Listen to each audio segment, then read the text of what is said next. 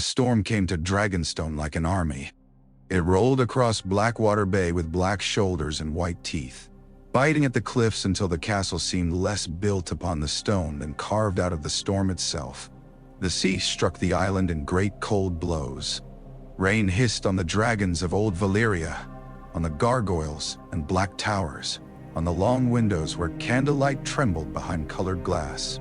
In the chamber of the painted table, Stannis Baratheon stood with both hands braced upon Westeros and watched the lightning turn the world bone white.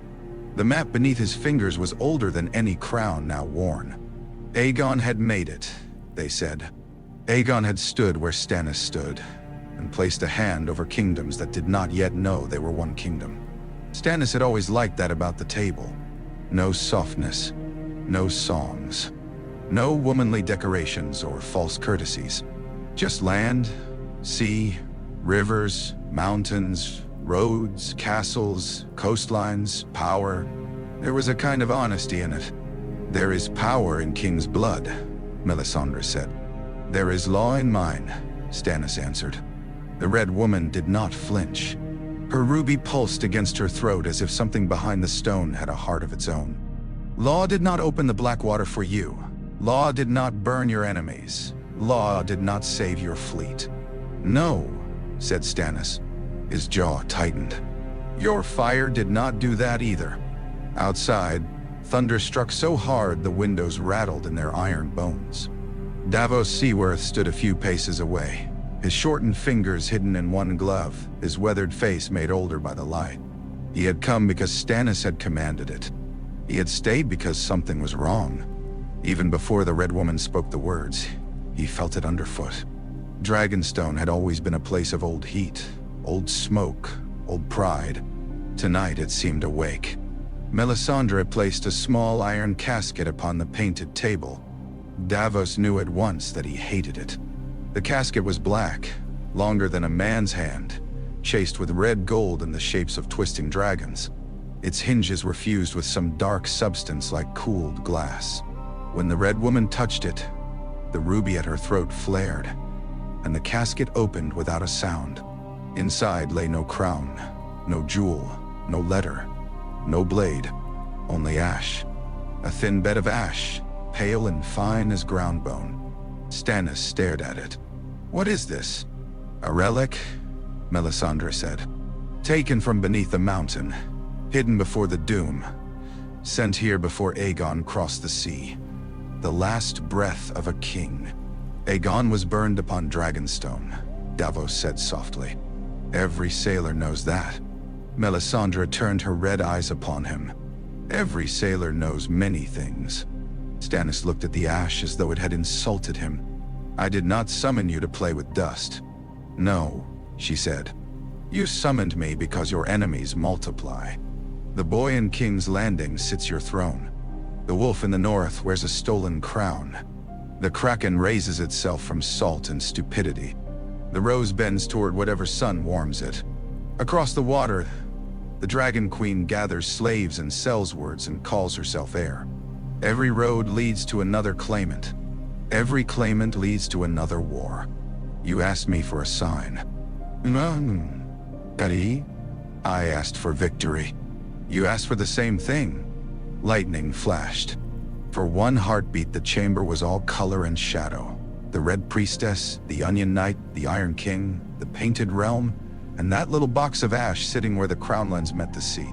Then the light died, and a sound rose from below the castle. It was not thunder. It was too deep for thunder. The painted table shuddered. Davos reached for the wall. Stannis did not move. Melisandre smiled, but it was the first smile Davos had ever seen on her that looked afraid. From beneath Dragonstone came a groan like mountains grinding in their sleep. Dust fell from the rafters. Somewhere in the castle men shouted. A horn sounded once, then cracked in the caller's hand. The sea wind drove rain through a loosened pane, and the candles bent nearly flat. Stannis drew Lightbringer. Its flames rose hot and bright, painting his face orange. "What have you done?" Melisandre spread her hands over the casket. "Not I." The ash stirred. Davos took one step backward. The ash gathered upon itself in a spiral, as if a breath had entered the chamber from a mouth no living man could see. The candles went blue. Not red, not gold, but a fierce, cold, impossible blue, each flame standing straight as a spear point. The casket split down the middle. The painted table cracked from the bite to Dorne. Stannis cursed. The air thickened. Davos smelled salt, smoke, hot iron, old leather, and something fouler beneath it, the grave smell of opened history. A shape formed above the table where the ash had been. First a shadow, then a man's height, then broad shoulders beneath black scale. Pale hair hanging damp around a face that should have belonged to a statue, and yet drew breath. The stranger landed barefoot upon Westeros. He stood atop the painted table, one foot in the Riverlands, one in the Reach, and looked down at the king of Dragonstone with eyes the color of smoke over coals. No one spoke. The man's armor was black, not painted but dark as a dragon's wing, rippled and scaled in the Balerion fashion. No crown sat upon his head. His hair was silver gold, braided at the temples. His face was stern, not handsome in any singer's way, but built around command. Davos had never seen him before, yet some part of him knew. The knowing came before thought, before belief. It rose like dread in his belly. The man looked at Stannis' burning sword. His mouth tightened almost with pity. "Put that toy away," he said. His voice was not loud. It did not need to be. Stannis Baratheon, who had faced storms, sieges, brothers, and defeat without yielding an inch, went still as carved oak. "Name yourself." The stranger looked around the chamber. His gaze moved from the Red Woman to the Onion Knight, then to the broken map beneath his feet.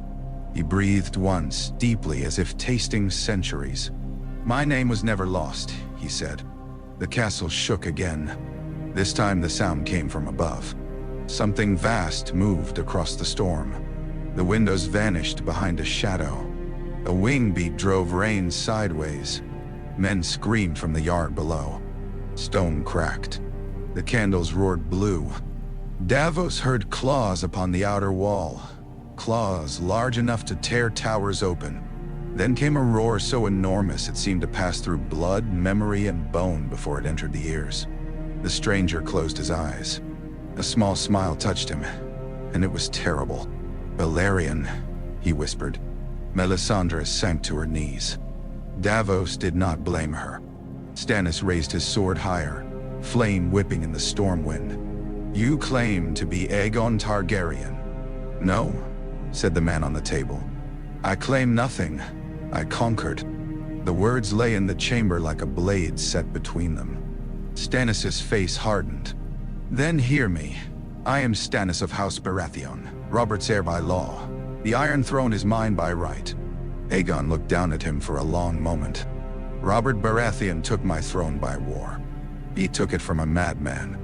He took it from my blood. Your blood had become poison."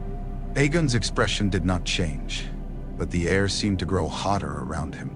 "Perhaps, yet poison in a cup does not make the thief who steals the cup its rightful owner." Stannis' teeth clenched. "I did not steal. I inherited."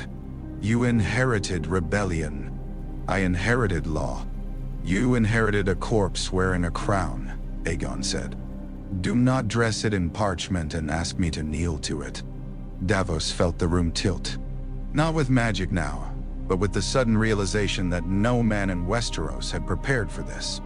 Not Stannis with his law, not Joffrey with his lions, not Robb Stark with his victories, not Balon Greyjoy with his salt crown, not the girl across the sea with her young dragons. Every one of them had built a claim atop bones, and now one of the bones had risen. Melisandre lifted her face. Her eyes shone wet. "Azor Ahai returned." Aegon looked at her. "I know that name only from old slaves and frightened priests. You were brought back by fire. I was brought back by need. By Erlor. By Westeros," Aegon said, and stepped down from the table. When his bare feet touched the stone floor, the whole castle seemed to bow beneath him. Stannis did not. The two men faced one another across the broken realm. Aegon studied him with the cold interest of a general looking over a difficult fortress. "You are hard. I am rightful. You are bitter. I am just. You are alone." At that, something crossed Stannis' face. It was gone, almost at once. "A king needs no comfort. A king needs men," Aegon said. "Men need more than duty. They need bread, fear, love, law, victory, mercy, and a story they can tell their sons without shame. Which of these have you given them?" Stannis' sword burned between them. Davos held his breath. Then Aegon turned away, dismissing the fire, the sword, the claim, and the king all in one movement. He walked to the shattered window. Rain blew against his face. Beyond the glass, the black immensity clinging to Dragonstone lifted its head. Balerion was larger than the tower behind him. Not merely large as a ship, nor large as a hall, nor large as the wild tales sailors told when drunk and warm. He was a moving knight, an old doom shaped in scale and wing. His skull alone could have roofed a sept. Fire glowed between his teeth. His eyes were pits of molten gold. 1,000 scars crossed his hide, pale as lightning across black stone. When he breathed, the rain turned to steam. Aegon raised one hand. The dragon lowered his head until one vast eye filled the broken window. "My sisters?" Aegon asked, not looking back. No one answered. He knew before they told him. Davos saw it. The knowledge passed across Aegon's face like a cloud across the moon. Not surprise. Not denial. Only the quiet closing of a door. "Gone," Melisandre whispered. "Centuries gone." Aegon's hand remained against the wet stone. For the first time, he looked less like a conqueror than a man. Only for a heartbeat. Then he turned back, and the man was gone again. "Send ravens," Aegon said. Stannis laughed once, harsh and humorless. "To whom?" "To every crowned fool in Westeros. To every lord who has bent the knee to a lie, a child, a corpse, a memory, or himself. To the bastard on my throne. To the wolf in the north. To the stag who hides behind law. To the kraken on his rocks. To the rose if he has bloomed into treason. To the dragon girl across the sea. If ravens can fly so far. Tell them Aegon Targaryen has returned to judge their claims." Gah. Stannis' eyes burned almost as fiercely as his sword. "You think they will come?" "No," Aegon said. "I think they will refuse. Then I will know them. And if I refuse?" Aegon looked at him with something near respect. "You already have." The King of Dragonstone lifted his flaming sword. "You stand in my castle." Aegon's gaze flicked to Balerion beyond the window. "I stand on my island." The storm swallowed the next silence. Davos Seaworth, who had smuggled onions through siege lines and seen kings starve behind walls, understood then that the war had ended and something worse had begun. Not worse because Aegon was cruel. He did not yet know if the dead king was cruel. Worse because all the rules men had used to survive until morning had been burned away in one breath. The game of crowns, the careful weighing of blood and law and marriage and murder, had met the man who made the board. Aegon looked once more at the painted table, cracked beneath his coming. "Westeros has too many kings," he said. "By the next moon, it will have none." The raven reached King's Landing at dawn, wet, furious, and half dead. It came through a broken pane in the Tower of the Hand and beat its wings against the rafters, until a servant shrieked and dropped a tray of figs. By noon, the letter had passed through 3 sets of trembling hands, 2 maesters, 1 captain of gold cloaks, and finally into the possession of Lord Tywin Lannister, who read it once without moving. He read it again with his mouth turned slightly downward. Then he ordered the court assembled. Joffrey Baratheon took the Iron Throne and cloth of gold and rubies. His crown sat bright upon his golden head, and his mouth was already twisted with irritation before the First Lord had bowed. He was 17 kinds of king in his own mind. King by crown, king by fear, king by sword, king by name, king by the songs fools sang when paid enough. Yet even he sensed something strange in the hall. The courtiers whispered less than usual. The king's guard stood too still. His mother's face had gone pale beneath her paint. His grandfather looked as calm as a closed gate. "What is it?" Joffrey demanded. "Another wolf victory? Another dead cousin? Speak." "Nine me." Tywin stood below the throne, the letter held in one hand. "A message has arrived from Dragonstone." Joffrey sneered. "From my uncle? Has he finally decided to beg?" "No." "Then burn it." Tywin looked up. The throne made men seem smaller, as if all those swords were not a seat but a judgment. Somehow Tywin Lannister did not shrink beneath it. He stood with his red cloak falling from his shoulders, his face cut from the same cold stone as Casterly Rock, and when he spoke, every whisper in the hall died. The letter claims that Aegon Targaryen has returned. Laughter struck the court in uneven bursts. Some laughed because they thought it expected. Some because they were afraid not to. Some because the words were too impossible to receive any other way. Joffrey laughed loudest. Then Tywin held up the letter, and the laughter thinned. "It bears the seal of Dragonstone," he said, "and another seal beside it." Grand Maester Pycelle shuffled forward, trembling more than usual. "Your Grace, my lords, the second seal is... It appears to be old. Very old." "Old wax?" Joffrey said. "You dragged me here for old wax?" "The dragon is three-headed," Pycelle whispered. "But the impression is unlike the later royal signets. It resembles descriptions preserved in the histories of the conquest." Cersei's nails dug into the arm of her chair. Any mummer can press a dragon into wax. Tywin did not look at her. "The message commands every claimant to the Iron Throne to present himself at Harrenhal within 10 days and submit his claim for judgment." Joffrey stared at him. For a moment he seemed not angry but confused, as if the words had entered his ear in a foreign tongue. Then color climbed his neck. "Commands?" "Yes." "Commands me?" "Yes." The king surged to his feet.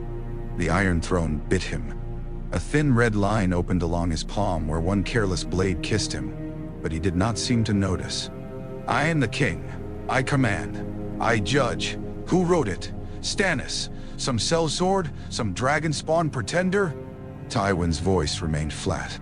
"The signature reads Aegon of House Targaryen, first of his name, King of the Andals, the Rhoynar, and the First Men, Lord of the Seven Kingdoms, Protector of the Realm." "He is Ash," Joffrey shouted. "He has been Ash for 300 years." Tyrion Lannister, standing near a pillar where the shadows suited him better than the light, lifted his cup. "To be fair, that has rarely stopped our family from arguing with people." No one laughed. Joffrey rounded on him. "Did you do this? Conjure a dead conqueror? No. I would have started with someone smaller." Cersei rose. "Enough. This is a trick. Stannis has always wrapped desperation in solemnity. He lost on the Blackwater. He hides on Dragonstone with his foreign witch. Now he sends ghost stories to frighten children. I am not frightened," Joffrey snapped. "Of course not," she said too quickly. Tywin folded the letter. "The matter cannot be dismissed." Cersei turned on him. "Surely you do not believe it." "I believe men will believe what profits them. The Riverlands are burning. The North is in rebellion. The Reach has joined us by marriage, not love. Stannis remains alive. Balon Greyjoy crowns himself. Across the sea, Daenerys Targaryen has dragons. Children's dragons," Cersei said. "All dragons begin as children." The hall shifted uneasily. Tywin continued. "Now a message arrives claiming the return of the man who made the Seven Kingdoms. Whether true or false, it is dangerous." "Then answer it with heads," Joffrey said. "Send men to Dragonstone. Bring me this liar's head. I'll mount it over the gate." Tyrion swirled his wine. "A bold strategy," Historically, attacking Dragonstone has always been easiest when it has no enormous dragon on it. Joffrey's eyes narrowed. What did you hear? The dwarf shrugged. Only sailors' talk. A black shape above the island. Towers scorched. Men pissing themselves on the docks. Nothing reliable. Men at sea invent monsters whenever the fog grows thick. Ah. Varys appeared to have been part of the wall until he moved. And yet, your grace, my little birds sing the same song from many cages. Cersei's eyes cut toward him. Your birds lie? Sweet queen, constantly. But rarely in chorus. Tywin looked at Varys. Speak plainly. The eunuch bowed his powdered head. A dragon has been seen above Dragonstone. Not one of the young queen's hatchlings. Larger. Much larger. Black, with fire in its throat. The fishermen call it Balerion. Nai, and the owl. The name moved through the hall like a plague. Even Joffrey knew that name. All Westeros knew it. Balerion the Black Dread, whose fire had melted Harrenhal's towers and ended kings in their halls. Balerion, who had carried the Conqueror across rivers, mountains, and battlefields. Balerion, who belonged to history because the present could not survive him. Joffrey sat slowly. Then, because fear in him always curdled into cruelty, he smiled. Good. Let it come. We have scorpions. We have wildfire.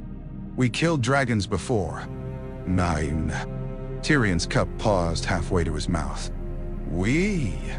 Cersei ignored him. The city is not prepared for panic. The city is never prepared for truth, Varys murmured. Tywin's eyes remained on the throne. We will not go to Harrenhal. No, Joffrey said. We will not. We will send a reply, Tywin continued. A courteous one. We acknowledge receipt. We deny the legitimacy of the summons. We request proof of identity. We make no threat until we know more. Joffrey's mouth opened. Tywin's gaze hardened. The king's mouth closed. For all his crown and swords, for all the blood in him that was not Robert's and all the madness in him that might have belonged to any house at all, Joffrey understood his grandfather's eyes. They were not asking. Cersei stepped closer to the throne and lowered her voice. Father, if this truly is some Targaryen sorcery, he will come for us first. He will come for everyone, Tywin said. And if he rejects Joffrey's claim? Tywin folded the letter with care. Then he declares war on the Iron Throne. Tyrion looked up at the 1,000 blades above his nephew. I rather thought the Iron Throne had been declaring war on itself for years. Joffrey stood again, rage returning as soon as words gave him somewhere to hide. I am not a claimant. Claimants beg. Claimants plead. I am crowned. I sit the throne. I have the city, the gold cloaks, the lions, the roses, the faith, the law. The law, Tyrion said softly. Cersei's head snapped toward him. Joffrey pointed. Take him away. No one moved. The king's face turned red. I said, take him away. Tywin turned from the throne. No. It was a small word. It filled the hall. Joffrey stared at his grandfather as if one of the swords beneath him had spoken. Tywin addressed the court. The king is tired. This council is ended. Lord Varys remain. Grand Master, send for every history of Aegon's death, burial, and cremation. Sir Meryn, double the watch at the gates. No man speaks of this letter outside this hall. A raven croaked from the rafters. Everyone looked up. A second bird had entered unseen. It perched upon one of the high windows, black against the morning light. Around one leg was tied a strip of red leather. Varys went very still. The bird opened its beak and gave a harsh, ugly cry. Then the sky beyond the window darkened. A shadow crossed the red keep.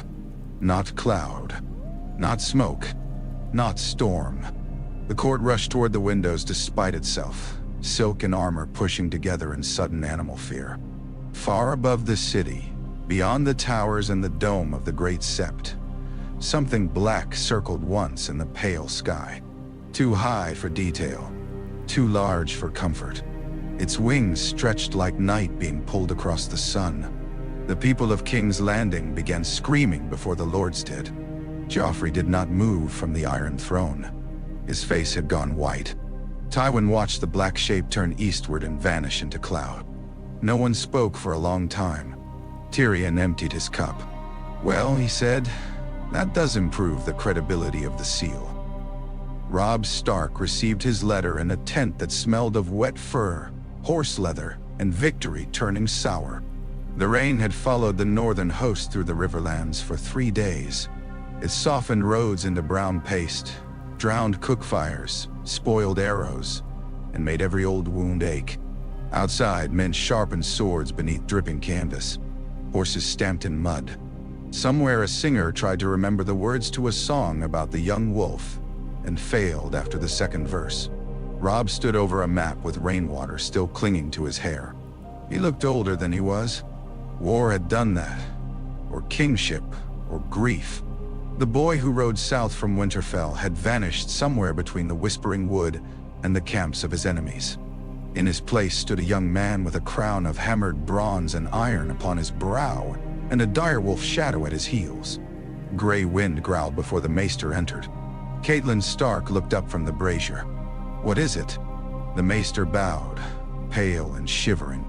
"A raven, your grace. From Dragonstone first, though it was relayed through several keeps. The seal." Robb took the parchment. "Another demand from Stannis?" "No, your grace." Robb broke the wax. Catelyn watched his face as he read. It changed little. Ned's son, she thought with a pang that never dulled. He had learned to receive bad news like a blade, grip tight, bleed inward.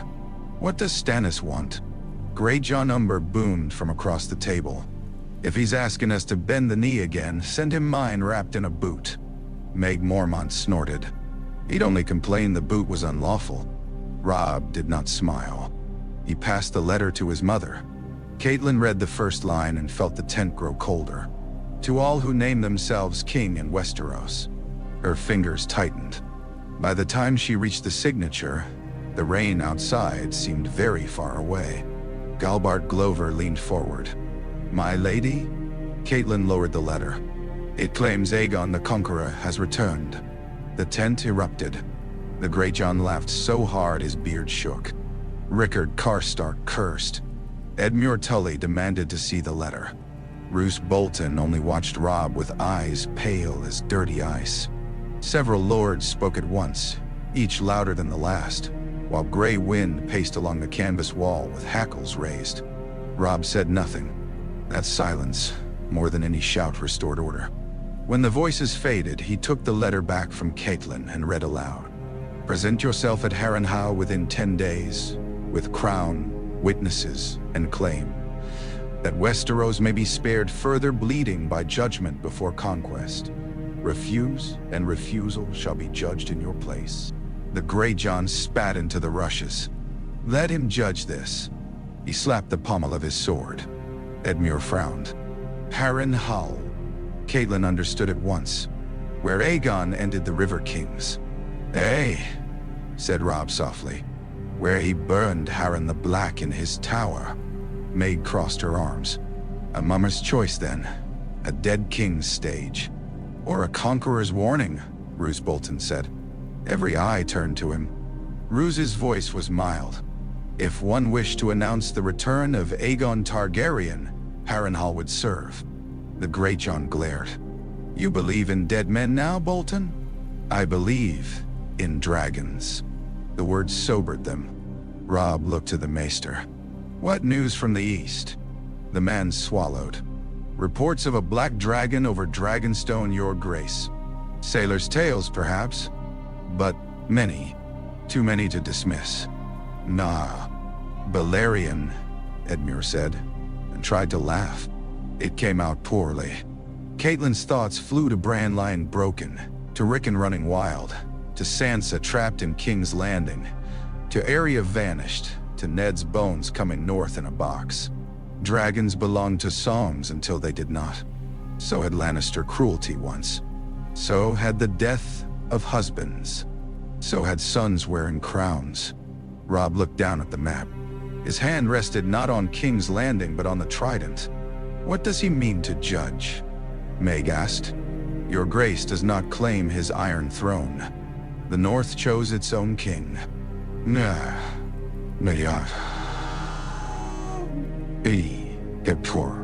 And the Riverlands, Edmure said quickly. The Riverlands chose vengeance, Roose murmured. Edmure flushed. Mind your tongue. Robb lifted a hand. Enough. He read the letter again. Catelyn knew that look. Ned had worn it when Robert's letter came to Winterfell. A man staring at duty and trying to find the clean edge. Greyjoy leaned over the table. Say the word, Your Grace. We march on Harrenhal and see what ghost bleeds. And if it is no ghost? Galbard asked. Then it bleeds hotter. A dragon may not, said Roose. The Greyjoy rounded on him. Are all Dreadfort men born with milk in their veins? No, Roose said. Some are born with memory. Robb's gaze stayed on the map.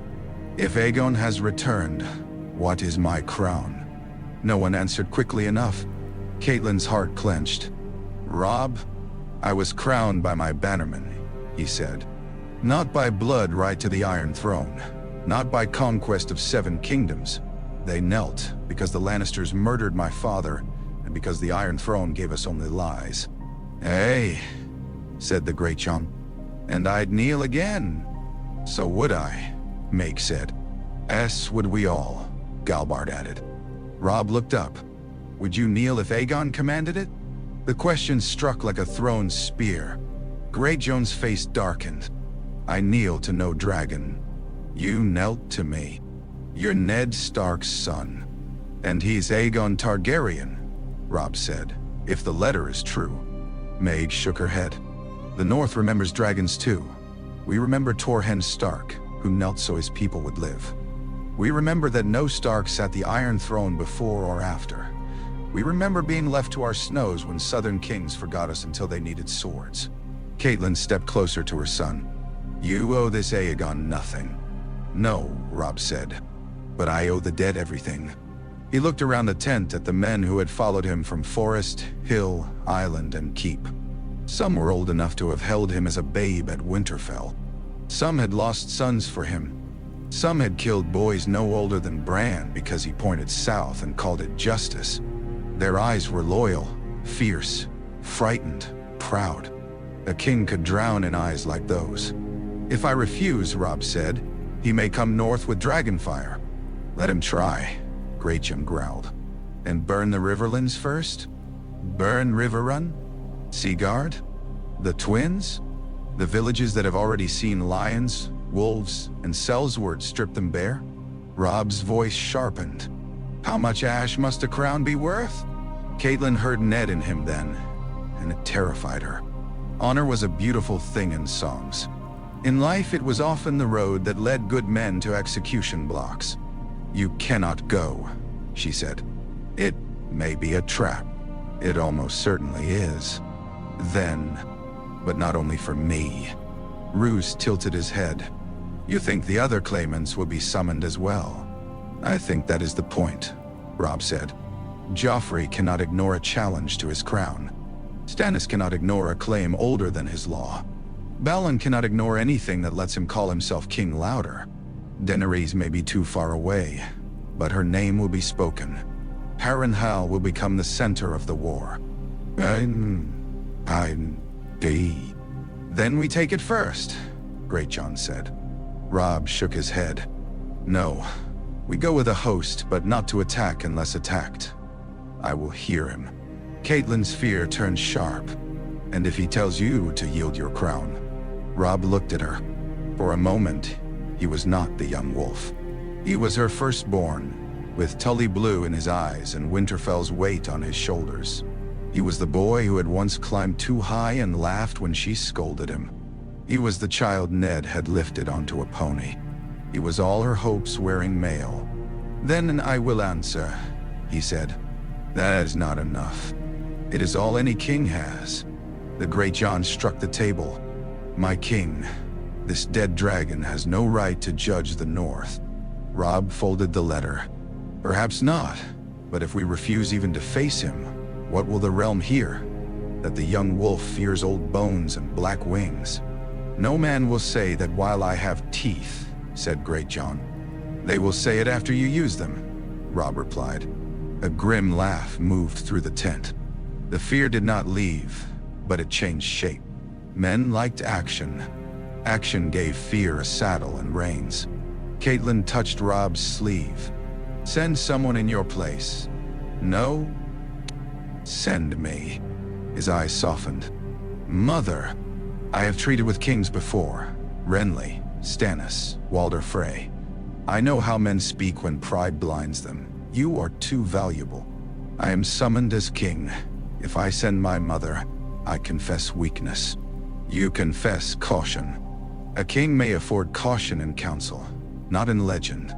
She hated that he was right. She hated more that he knew it. Grey wind came to Robb's side and pressed his great head against his hand. Robb's fingers sank into the wolf's fur. We march at first light, he said.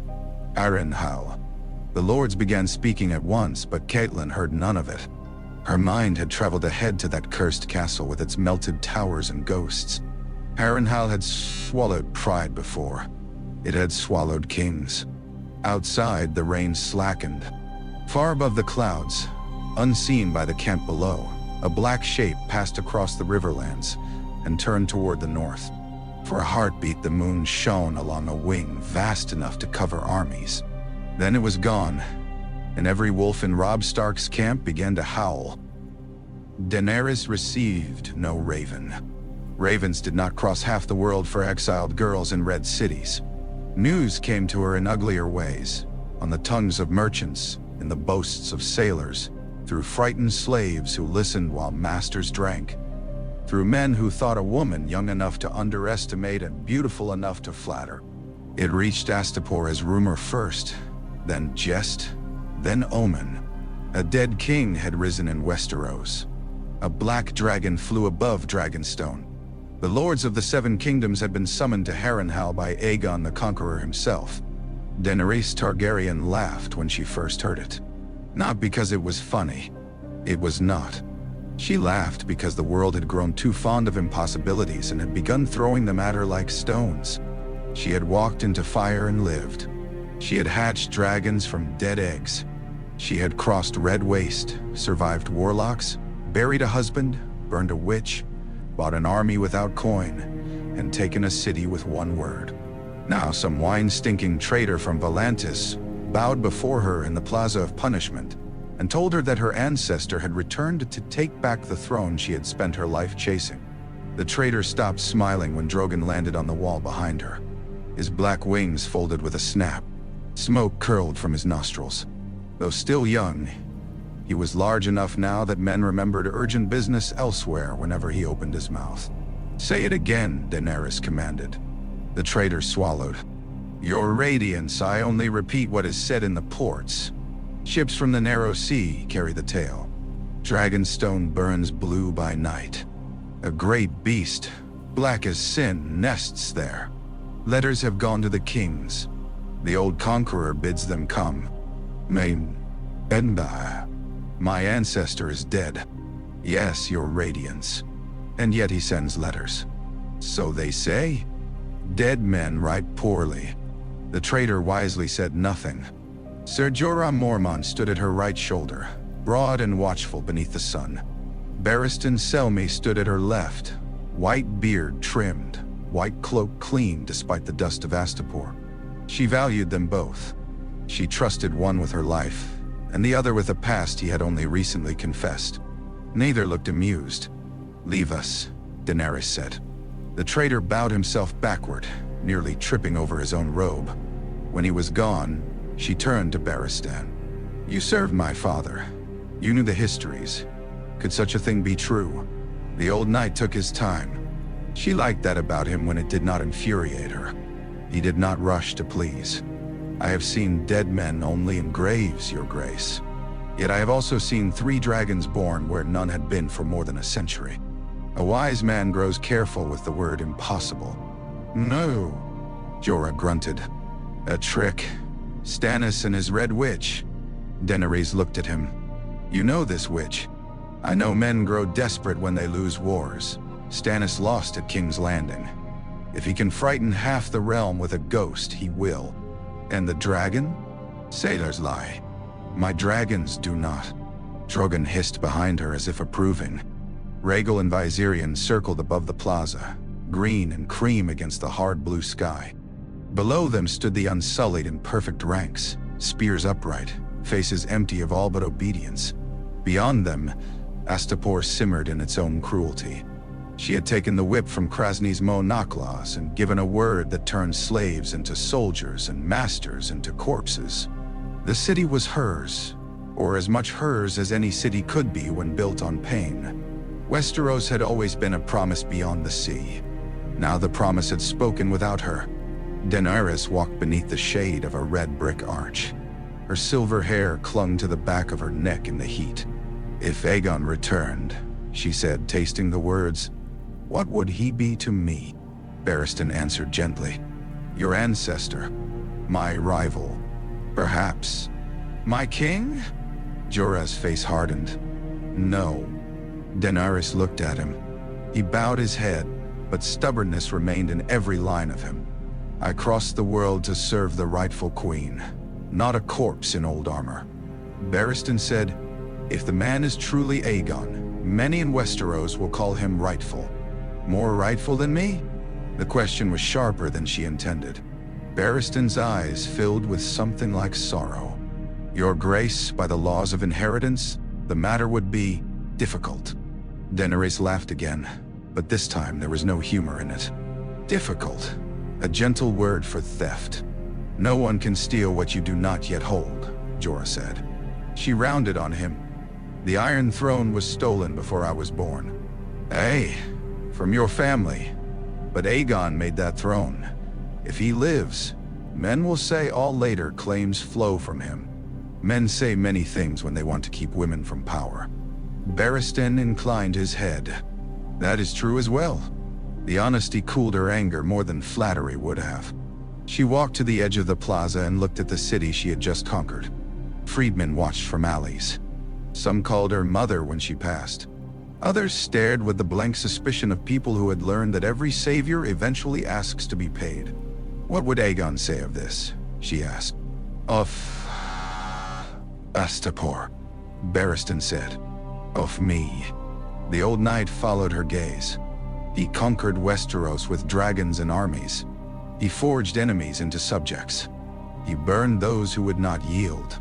He also made peace where he could, confirmed lords in their seats, and took the customs of the land he ruled. The histories call him hard, not mad. Me. My father was called king too. Barristan flinched, and she regretted it at once. He had saved her father, failed her father, served another king, then crossed the sea to serve her. Old men carried too many ghosts already. Jorah stepped closer. You are not your father. No, she said. And I am not Aegon. Above, Drogon gave a cry that turned every face upward. A shadow had appeared in the sun. For one wild second, Daenerys thought the rumors had crossed the sea on wings and come for her. But it was only Drogon passing overhead, larger in shadow than in flesh. Still, her heart had betrayed her. It hammered beneath her ribs. Aegon. She had whispered that name as a child in the house with the red door, though Viserys preferred Rhaegar. Aegon was not a man to them then. He was proof. Proof that Targaryens had not always been beggars. Proof that dragons had once made kings tremble. Proof that the world had belonged to her blood before knives, storms, and usurpers took it away. And now the proof had become a person. What does he want? She asked. Barristan folded his hands over the pommel of his sword.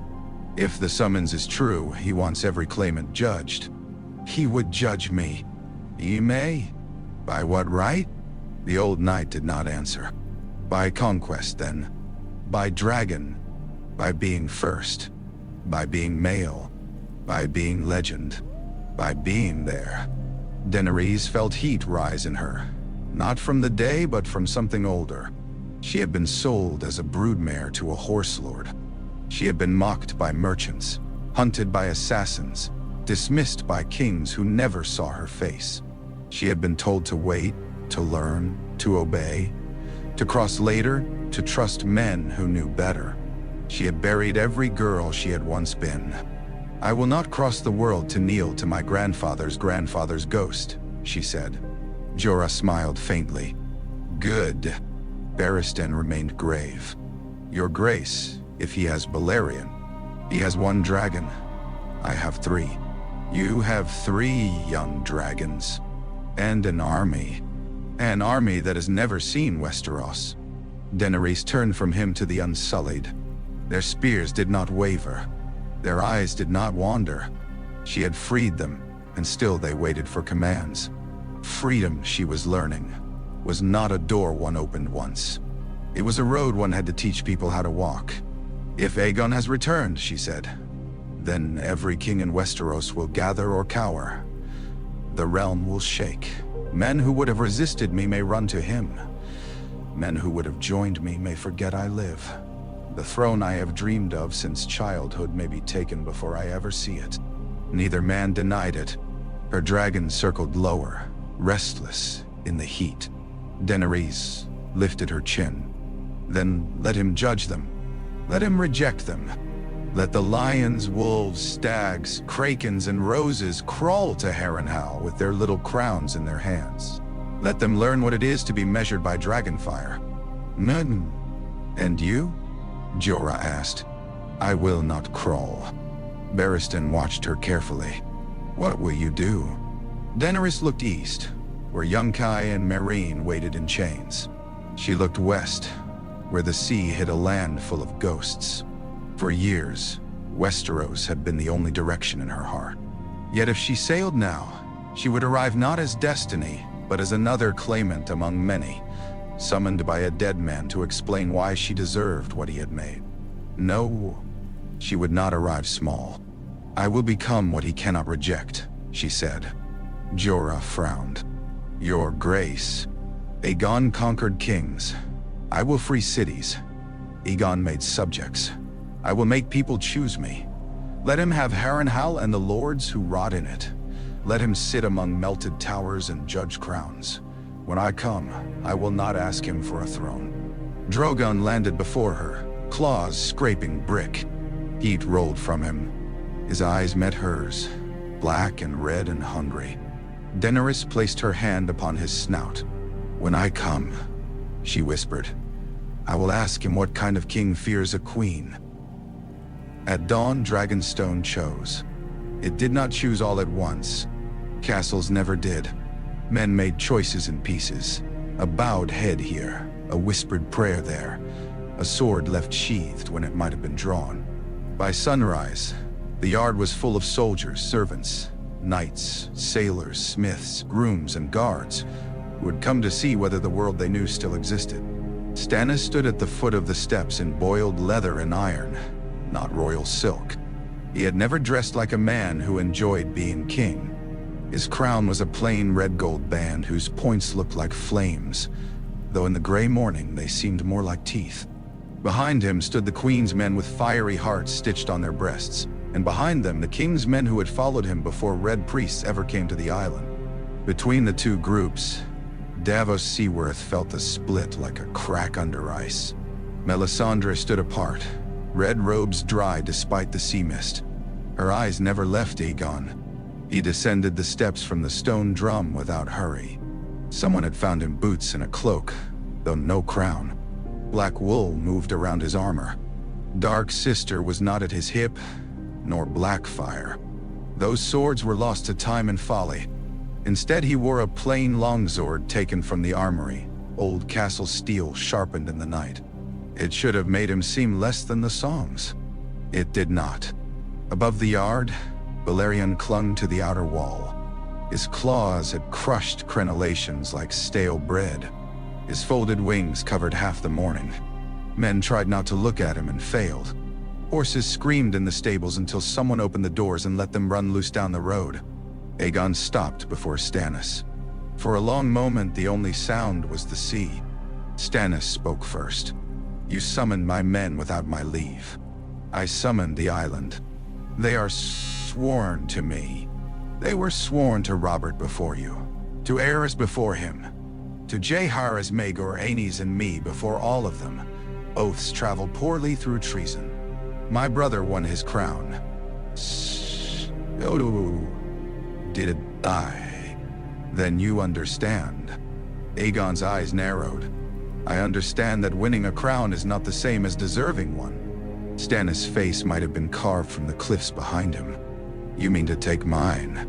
"I mean to see if you ever had it." A murmur passed through the yard. Stannis lifted his voice.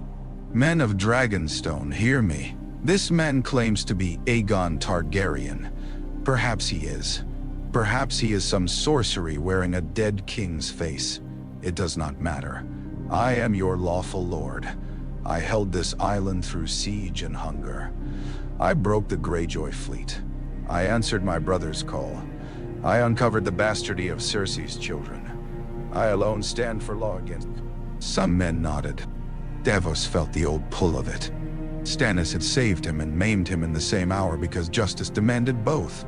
There was strength in a man like that.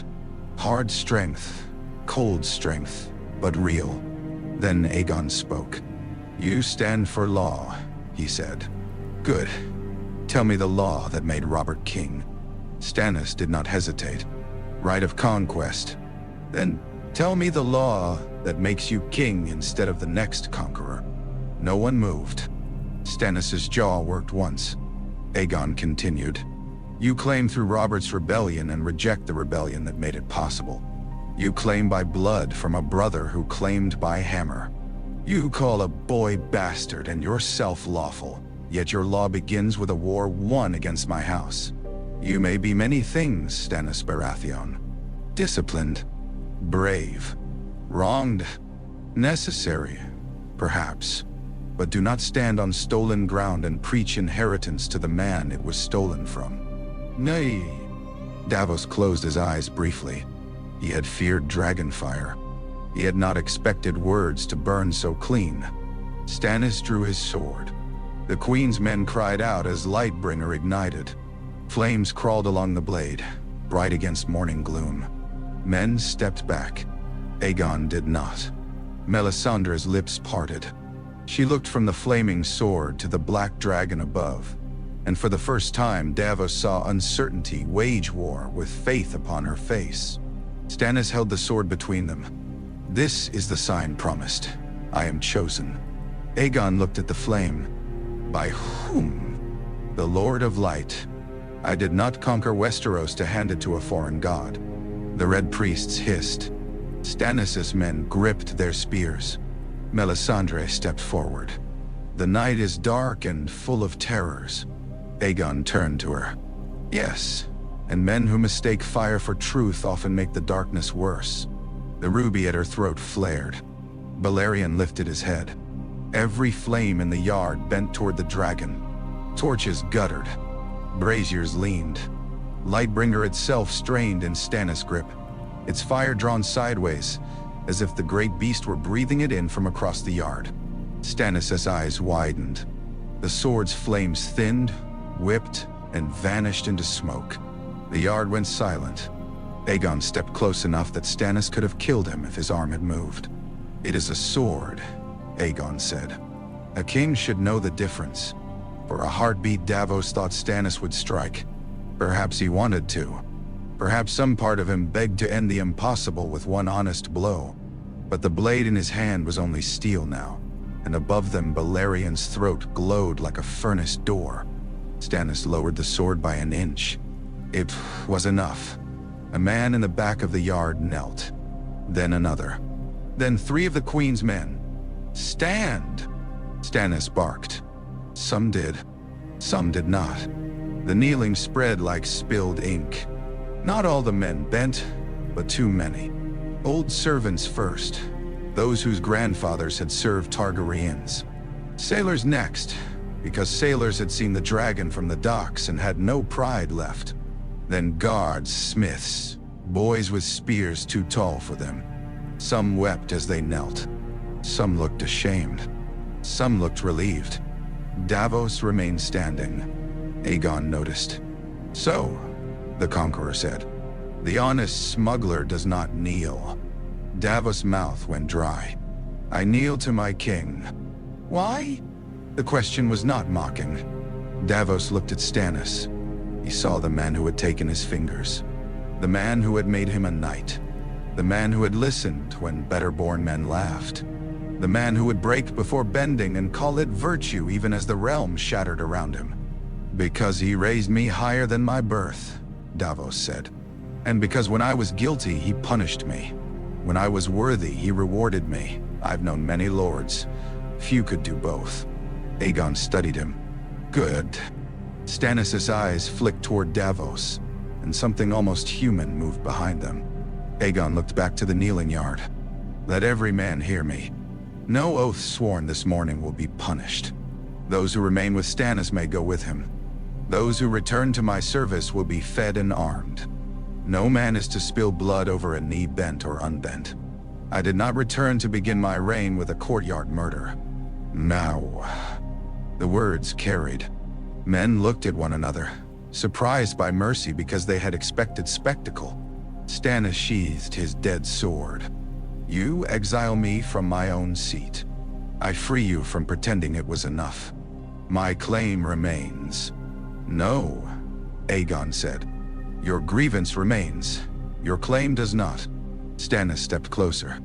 "I will not bend." "I know." "Then you will have to kill me." "No," said Aegon. "You will go to Harrenhal." A harsh laugh escaped Stannis. "As your prisoner? As my example?" Davos frowned. "Example of what?" Aegon looked out across the yard, beyond the men, beyond the black stone and the smoking sea. A man can be wrong and still be useful. Westeros has forgotten that. It kills every rival and calls the corpses peace. Stannis' face darkened. "I will not serve you. I did not ask." "Then what do you want?" "To see whether, when stripped of a crown, you remain a king." The insult struck deeper than mockery. Stannis' nostrils flared. Aegon turned to the assembled men. "Prepare ships. Send ravens again. Harrenhal remains the place. Every claimant will come, or every claimant will be named coward before the realm. The boy in King's Landing most of all. Me." At the mention of Joffrey, Stannis' anger sharpened into something cleaner. "He is no king." "No," Aegon said. "He is not. He is abomination. He is a child shaped by liars. He sits the Iron Throne."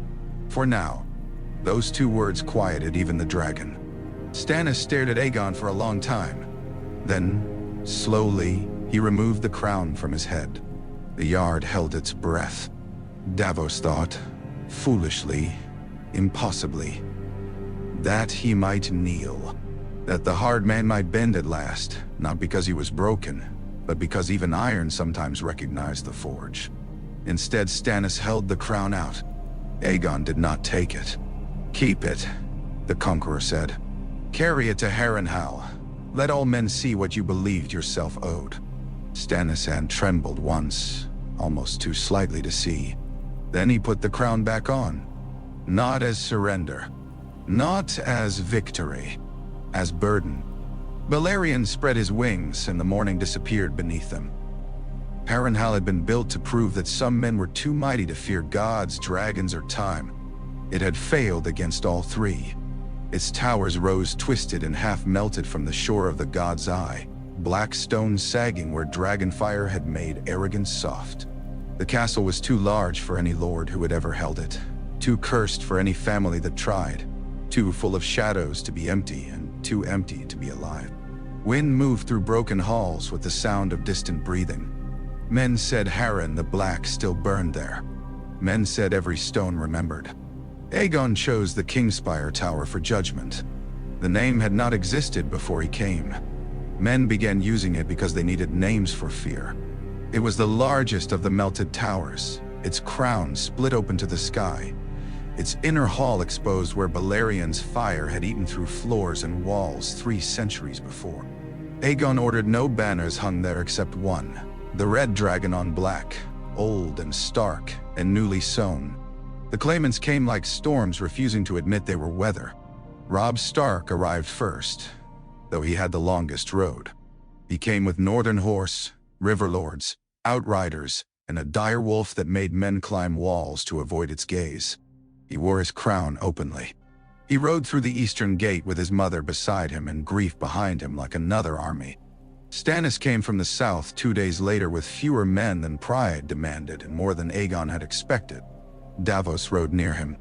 Melisandre came too, though she looked upon Harrenhal with hatred, as if the old dragon fire in the stones belonged to a rival god. Balon Greyjoy did not come. He sent a driftwood crown, a salt-stained letter, and 3 drowned men who smelled of rot and arrogance. Aegon had the letter read aloud, then ordered the crown placed on a stool. "Let the Kraken be judged by his absence," he said. The court remembered.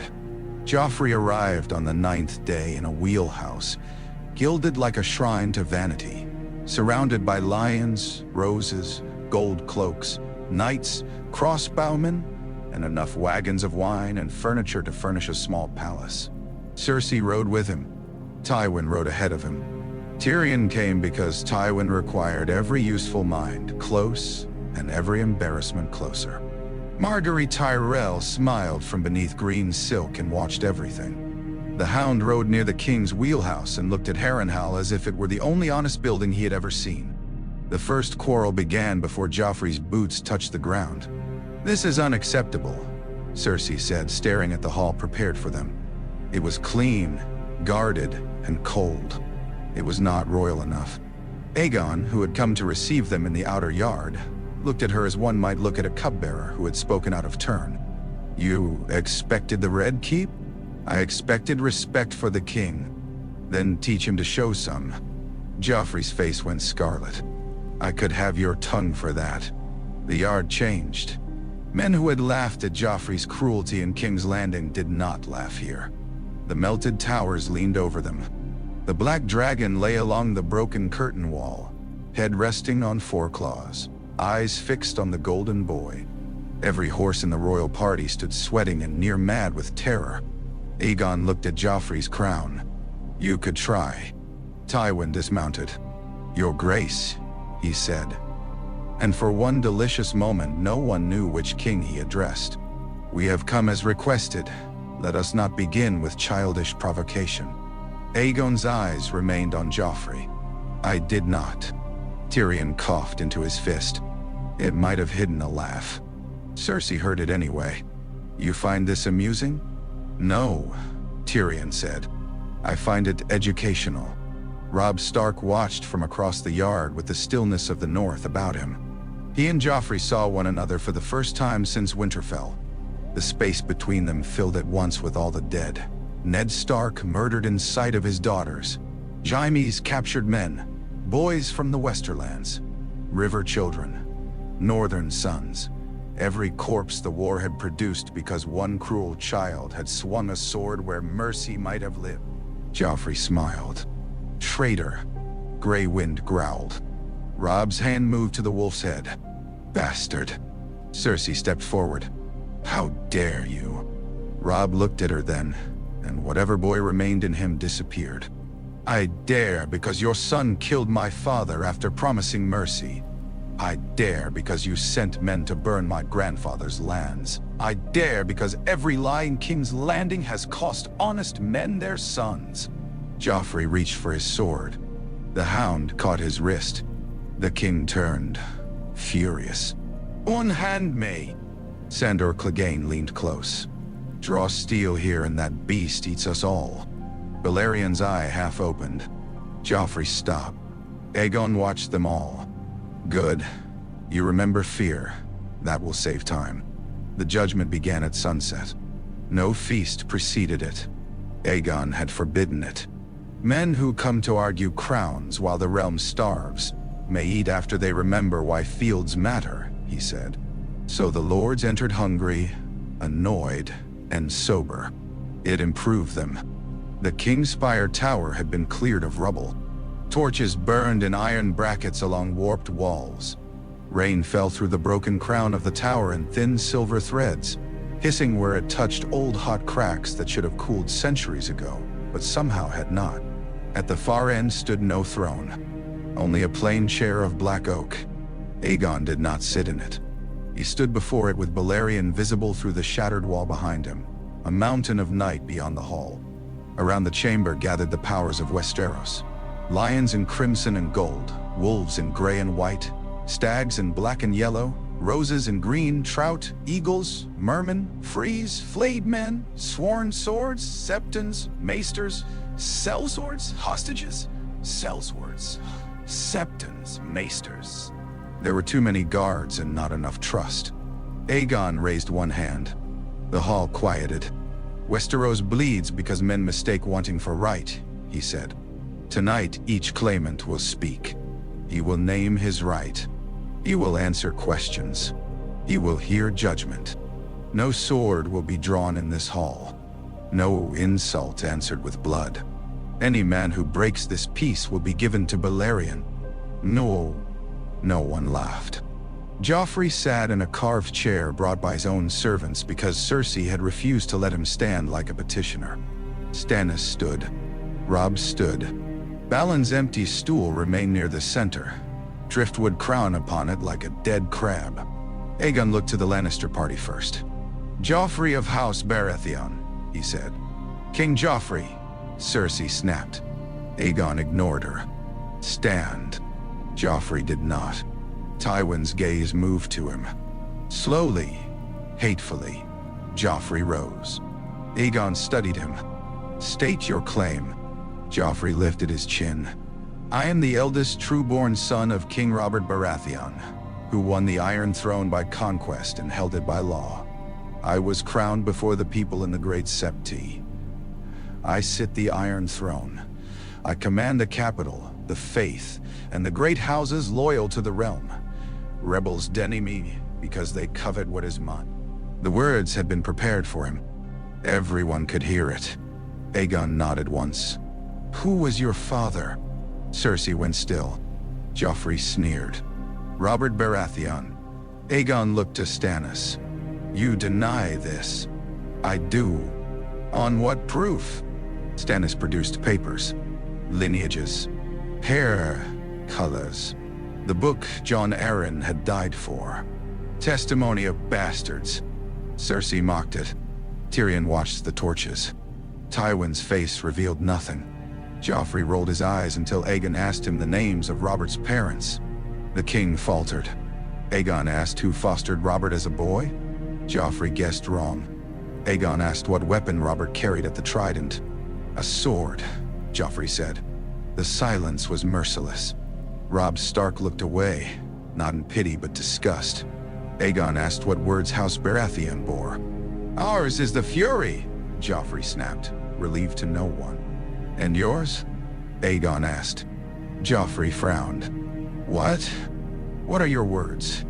"I just told you." "No, you told me the words of the house you hide behind. What are yours?" Joffrey's mouth twisted. "A king's words are commands. A tyrant's answer," Aegon said. Cersei rose. "You will not speak to my son so." Aegon turned on her. "Your son, not Robert's?" The hall inhaled.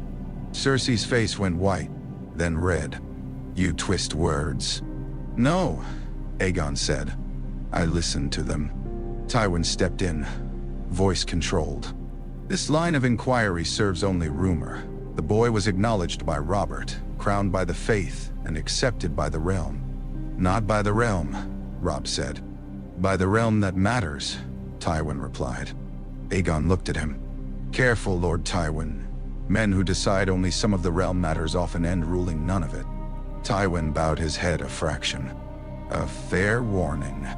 Your grandson's claim rests on Robert's conquest, Robert's blood, Robert's acknowledgement, and possession of my throne," Aegon said. "The blood is doubtful. The acknowledgement was made by a drunken man surrounded by liars. The possession is temporary." That leaves conquest. Nah. Joffrey smiled suddenly. Then I have it. My enemies lose. My armies? Your grandfather's armies, Aegon said. Joffrey's smile died. Your uncle's wildfire.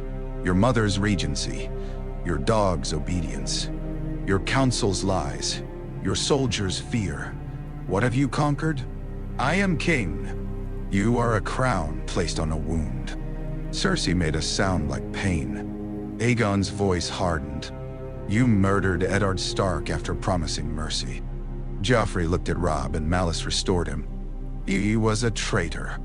He confessed under threat to his daughters. He confessed. He was offered the wall. I changed my mind, and the realm changed with it, Aegon said.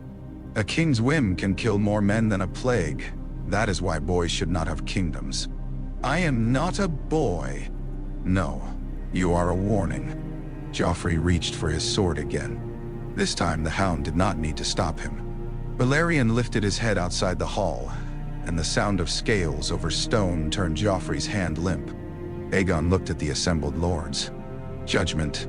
Joffrey Baratheon, called king, has no lawful claim I recognize.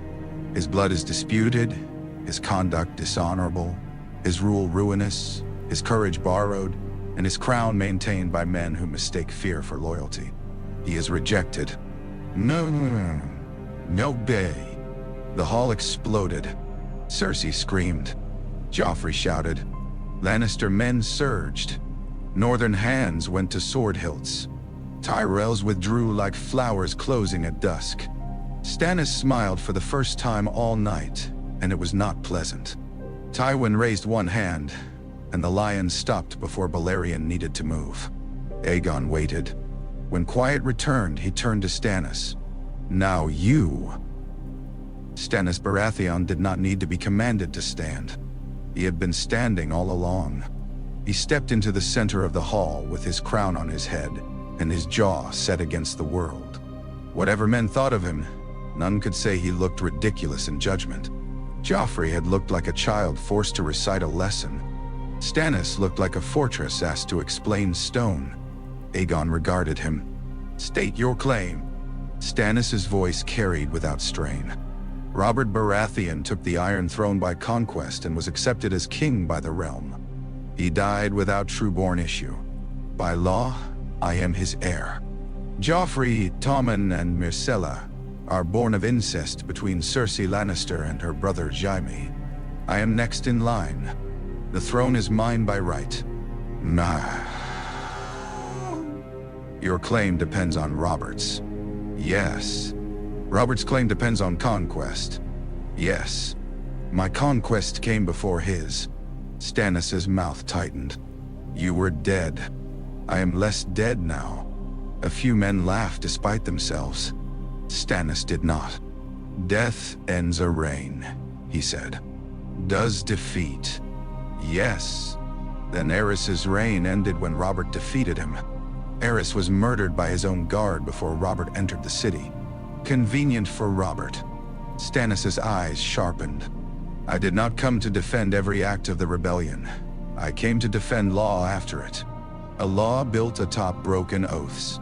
A realm cannot live forever in the moment of its founding crime. At that, Aegon's expression changed. Slightly, but enough. He looked at Stannis with more interest. True, the Conqueror said. Go on.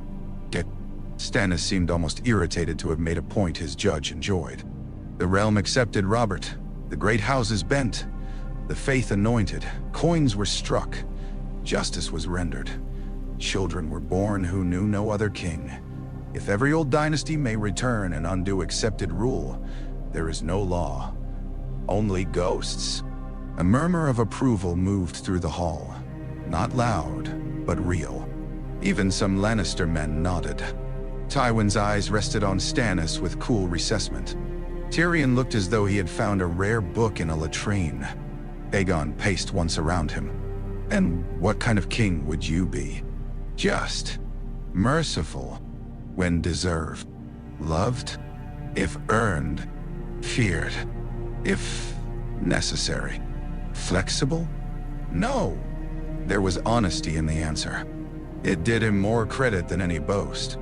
Aegon stopped before him. You burned men for refusing your god. I executed traitors and oathbreakers. With fire. The method does not alter the sentence. It alters the king. Melisandre's ruby pulsed. Fire cleanses. Aegon did not look at her. Fire consumes. Cleansing is what survivors call it when they approve of the ashes. Stannis' hand curled. I did what I had to do. How many kings have said that before becoming monsters? Fewer than the number who became monsters doing what pleased them. Again the hall stirred. Robb watched Stannis with reluctant respect. Catelyn watched Aegon. Davos watched the floor. Aegon folded his hands behind his back. You are lawful if one accepts Robert. You are brave by every account. You are disciplined. You are not stupid. You are not loved. You are not generous. You are not easy. You have the rare virtue of meaning what you say, and the common vice of thinking that makes you right. Nabire. Stannis' face darkened. If you mean to reject me, do it. I do. Davos closed his eyes. Aegon's voice filled the tower. Judgment. Stannis Baratheon has the strongest legal claim among those born of Robert's rebellion. He has also mistaken legality for kingship. A realm is not a ledger. Justice without mercy becomes hunger. Duty without wisdom becomes cruelty. He would save Westeros by grinding it between his teeth. He is rejected. Stannis did not move. No outburst. No plea. No denial. In that moment, Davos loved him more than ever and feared him more deeply. Stannis removed his crown. He looked at it as if seeing an enemy he had carried for years. Then he set it on the floor before Aegon. I reject your judgment, he said. Aegon nodded. Expected. I will not kneel. Also expected. I will fight you. Aegon's eyes held his. Perhaps. Stannis turned and walked back to his place without his crown. No one touched it. Then Aegon faced Robb Stark. The hall changed again. Men leaned forward. The Northmen straightened. The River Lords lifted their chins. Grey wind rose from where he had been lying and moved with Robb into the center. Several knights stepped back from the direwolf. Robb did not tell them they were wise. Aegon looked at the bronze and iron crown on Robb's head. State your claim. Robb's voice was young after Stannis. Young but steady. I do not claim the Iron Throne. No. You claim to remove half my realm from it. The Northern Lords bristled. Robb held up a hand. I was made king in the north and king of the Trident by the free acclamation of my bannermen after the execution of my father, Lord Eddard Stark, by Joffrey's command. The Iron Throne broke faith with my house. It murdered justice. We owe it no obedience. Aegon glanced at Joffrey. On that last point, we agree. Robb continued. The North was a kingdom before your conquest. Torrhen Stark knelt to spare his people Dragonfire, not because the North ceased to be the North. If the Iron Throne cannot protect us, cannot rule justly, cannot honor its own promises, then the bond is broken. No. And the Riverlands? Aegon asked. Edmure Tully stepped forward. We chose him. Aegon's gaze did not leave Robb. Did they choose you, or did they choose rescue from lions? Robb answered before Edmure could. Both. Aegon nodded slightly. Good. Truth saves time. Catelyn's hands were clasped tight before her. Aegon walked around Robb as he had around Stannis. Grey wind turned with him, yellow eyes fixed on the Conqueror. Balerion rumbled outside. The direwolf growled back. For one mad heartbeat, every man in the hall imagined wolf and dragon testing one another. Aegon smiled faintly. Brave beast. Grey wind does not like threats, Robb said. Nor do I. Then we understand each other. The smile vanished, but not in anger. Perhaps. Aegon stopped before him. You have won battles. Yes. You have inspired loyalty. Yes. You broke your marriage pact with House Frey. Catelyn's face tightened. Robb's did not. I did. Why? I chose honor. Aegon's brows lifted. Explain. Robb swallowed once. I lay with a woman. I would not leave her dishonored. Several Freys in the hall muttered darkly. Greyjoy glared them quiet. Aegon looked at Robb for a long moment. You chose one honor by breaking another. Yes. Did your crown make that choice easier? Robb flinched. There it was. Not accusation. Worse. Understanding. No, Robb said. Do not lie in judgment. The young wolf's face reddened. He looked toward his mother, then away. Yes. Catelyn closed her eyes. Aegon's voice softened, and somehow that made it harsher. Crowns teach young men that their hearts are history. They are not. Nah. Robb bowed his head a fraction. I know. Too late? Perhaps. Yet, you came. Yes. Why? Robb looked up. Because if you are truly Aegon, and if Balerion is truly outside these walls, then refusing you risks every man, woman, and child who trusted me. I will not spend northern lives to protect my pride without hearing whether you are more than a ghost with a dread. The hall quieted. Aegon studied him. You were the first claimant to mention the people before the crown. Robb said nothing. Joffrey scoffed. He mentions them because he cannot win. Robb's eyes flashed, but he did not turn. Aegon did. Speak again without permission, and I will have your chair removed. Joffrey opened his mouth. Tywin's hand closed on his shoulder. Joffrey shut it. Aegon faced Robb once more. You do not want the Iron Throne. No. You want justice for your father, safety for your sisters, freedom for the North, vengeance against your enemies, and a song clean enough to survive you. Robb's throat moved. Yes. Only one of those is a kingdom. The words struck Catelyn like a bell. Robb absorbed them in silence. Aegon's judgment came slowly. Robb Stark has no claim to the Iron Throne. His claim to northern kingship rests on ancient sovereignty, broken royal faith, and the consent of his lords. It is not without merit. The Northmen stirred hopefully. Aegon continued. But merit is not enough. The Riverlands cannot be stitched to northern independence by grief alone.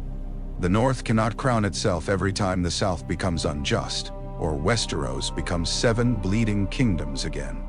If the Iron Throne is faithless, the answer is a faithful throne, not endless fracture. Robb Stark is honorable, brave, and beloved, but he is also young, bound by vengeance, and already learning that a crown can make personal sin into public disaster. He is rejected. Me. Greyjoy Umber roared. No! Grey Wind snarled. Dozens of hands found hilts. Robb raised his hand. It took more strength than drawing a sword would have. Men could see it in him. His shoulders shook once beneath the mail. His face had gone pale, but he held his hand up until the North fell silent. Aegon watched with approval he did not bother to hide. Robb removed his crown. Catelyn whispered his name. He did not place it before Aegon. He held it in both hands. My lords made me this, Robb said. You may reject it. I cannot unmake what they gave. Aegon nodded. No, but you can decide what it costs. Robb looked down at the crown. The hall waited. Then he turned, walked to his mother, and placed it in her hands. Keep it, he said softly, until I know. Catelyn's fingers closed around bronze and iron. Tears stood in her eyes but did not fall. Aegon looked at the empty stool with Balon's driftwood crown. The Kraken next, he said. Balon Greyjoy's crown looked smaller in Harrenhal than it must have looked on Pike. On the Iron Islands, among salt wind and crashing waves, driftwood could become sacred. A piece of wreckage might be called a sign. A drowned man might place it on a lord's head and name stubbornness destiny. Men who owned little learned to make splendor from refusal. In Harrenhal, beneath melted towers and dragon shadow, it looked like what it was. Broken wood. Aegon stood before the stool, read his words. The maester assigned to the hall looked miserable. He unrolled the salt-stiff parchment and began. To the dead dragon who calls himself king, the Iron Islands bow to no man. We paid the iron price before your kind came crawling from Valyria, and we will pay it after your bones remember they are bones. I am Balon of House Greyjoy, king of the Isles in the north by right of conquest. Come to Pike if you seek my knee. You will find it armored. The maester stopped. The Ironborn envoys grinned like men who had spat in a holy cup and expected applause. Aegon looked at them. Is there more? One of the drowned men stepped forward. His beard was braided with bits of shell, and his eyes were red from seawater or wine. Only this, what is dead may never die. Aegon considered him. I have some sympathy for that view. Tyrion laughed before he could stop himself. The drowned man frowned, uncertain whether he had been mocked. Aegon turned back to the crown. Balon Greyjoy claims the Isles by ancient custom, and the North by conquest. He does not hold the North. He raids coasts, takes undefended keeps, murders farmers, and calls theft dominion. He mistakes nuisance for sovereignty. The Ironborn envoy barked, careful. Balerion's eye opened beyond the shattered wall. The envoy remembered caution.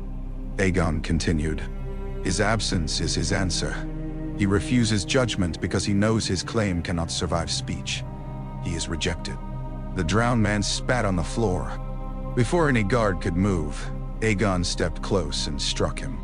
It was not a king's blow, not ceremonial, not hidden behind command.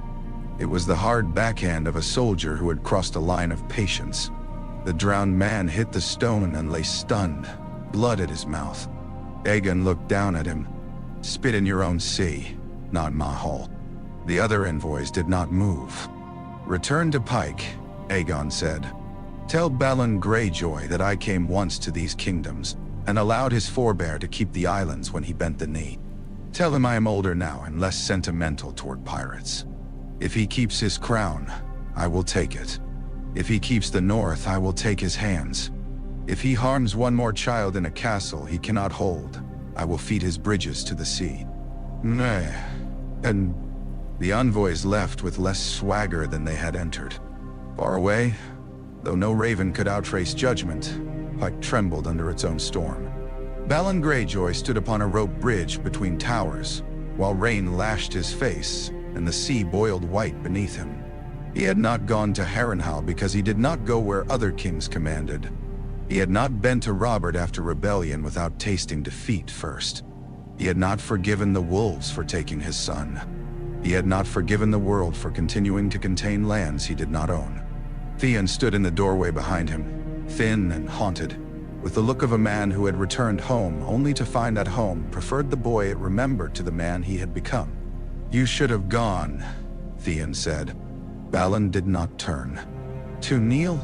To see? I see enough. You see rocks. Balon's head snapped around. For a heartbeat, Theon was a boy again, expecting the blow.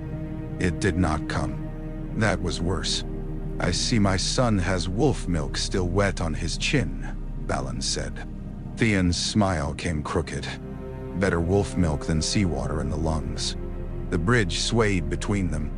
Below, waves struck stone with a sound like war drums. Balon's hand tightened on the rope. You think this dead dragon frightens me? Yes, Theon said. The honesty surprised them both. Balon stared. Theon had lied most of his life because truth rarely gave him anything worth having. He had lied to Robb, to his father, to himself most of all. But the rumor of Aegon had done something to him. Perhaps because it made all their posturing seem suddenly small. Perhaps because he had seen Winterfell's boys look at him with trust before he betrayed them. Perhaps because every man in Westeros was now being measured by a ghost, and Theon knew he would not enjoy his own measure. Balon stepped closer. Say that again. You are frightened, Theon said, voice shaking but clear. Not of fire, of being told your crown is driftwood by someone strong enough that every man hears it. For a moment there was only rain. Then Balon laughed. It was not amusement. It was uglier and sadder. You come home soft, turn cloak, and think softness wisdom. I came home stupid, Theon said. There's a difference. Balon looked toward the sea. The Ironborn do not bend. They drown. Some rise again. Most just rot. This time Balon struck him. Theon fell against the wet planks, cheek burning, hand slipping toward empty air. The bridge lurched. For one breath he saw the sea below waiting with white mouths. Then his fingers found rope. Balon stood over him. I should have left you with the wolves. Theon tasted blood. They were kinder. The words were too soft for the storm, yet Balon heard them. Perhaps fathers always heard the words meant to wound deepest. Back in Harrenhal, Aegon did not know this exchange. He did not need to. Some judgments traveled ahead of ravens. Some men, when rejected in public, began falling long before the bridge broke. The next claimant was not present either. Daenerys Targaryen had sent no crown, no letter, no envoy. Only rumors of cities burning and slaves calling her mother. Yet her name stood in the hall like a candle at the edge of sight. Aegon faced the gathered lords. Daenerys of House Targaryen. The chamber shifted. Even men who hated dragons leaned forward. Blood mattered in Westeros, and hers was blood no judgment could easily dismiss. Joffrey muttered, "Poor queen." Aegon did not turn, but Balerion growled. Joffrey went silent. Barristan Selmy was not there to speak for her. Ser Jorah was not there to defend her. Her dragons were not there to scream from the rafters. Daenerys had only stories, and stories were dangerous things in a hall built by one.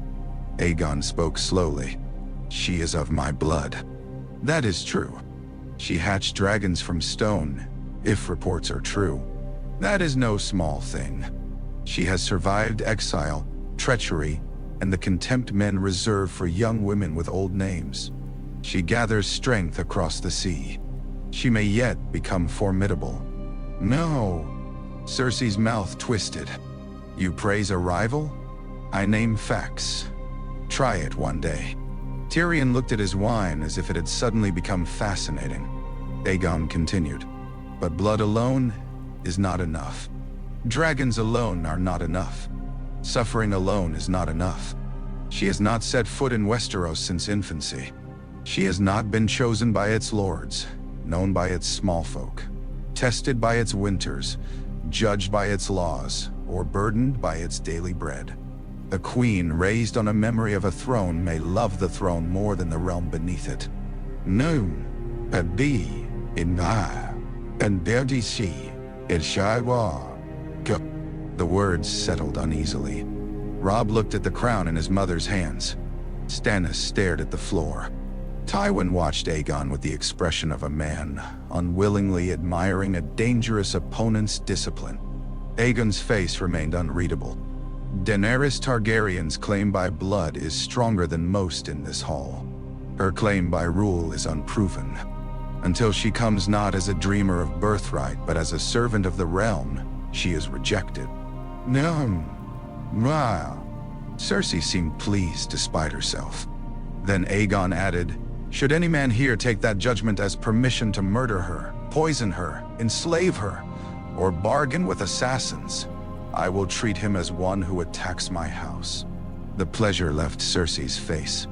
Varys, hidden among lesser men, lowered his gaze. The hall understood then that rejection did not mean hatred. That made Aegon more dangerous. He was not merely taking sides. He was stripping sides of the stories they used to justify themselves. Only one matter remained unspoken. Tywin Lannister. He had claimed no crown. He needed none. Everyone in the hall knew that if Joffrey was rejected, if Tommen's claim curdled with him, if Cersei's children were named bastards and the Iron Throne shaken loose, the power behind the throne still stood in crimson and gold with cold green eyes. Aegon turned to him at last. Lord Tywin. Tywin inclined his head. I make no royal claim.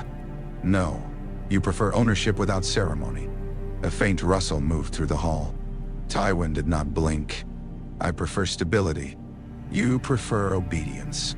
Often the same thing. Not to those obeying. Tywin's mouth tightened. A ruler who cannot command obedience is not a ruler. A ruler who commands only obedience is a jailer. And yet kingdoms require walls. Yes, Aegon said. But men are not stones. For the first time, Tywin's patience showed a crack. You judge from the advantage of myth. I have governed actual men. Hungry men. Greedy men. Cowardly men. Treacherous men. I have held a realm together while fools with crowns tore at it. No, you held your house above the realm. I preserved order. You unleashed Gregor Clegane in the Riverlands. Tywin's eyes cooled further.